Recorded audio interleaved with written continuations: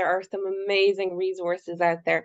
I suppose the perspective that we take, in my job in Specialisterne, is that everyone is an individual. If anything, we do an awful lot of myth busting and stereotype busting. There is a lot of, I have a nephew who's autistic, and that's great.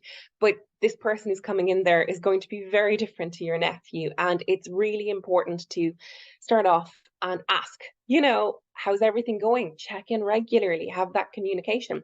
So what we do, I suppose my favorite kind of model of this kind of support is to kind of keep it individual, not overload businesses with information that they could drown in. Keep it very specific to the individual that's being onboarded, what the reasonable accommodations are, what they need to be successful.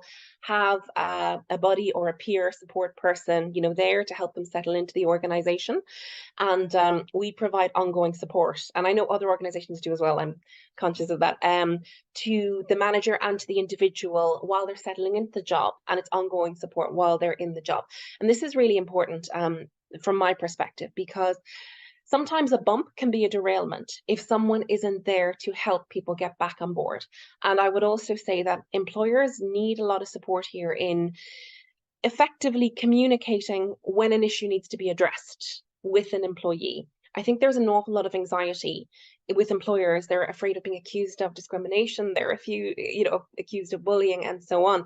So, our view is you need to be respectful of the employee. You need to communicate, what needs to happen, how it can be done, and why it needs to be done this particular way.